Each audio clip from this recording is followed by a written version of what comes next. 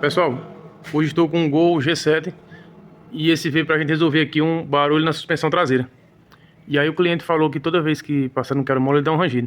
Tirei o amortecedor fora para examinar e tá tudo normal. Aqui a pressão, né? E esse kit aqui é novo. Já foi trocado em outro local para resolver isso. E o problema tá sendo aqui, ó. Foi instalado o kit gás nesse carro e aí colocaram um parafuso grande e tá pegando na descarga.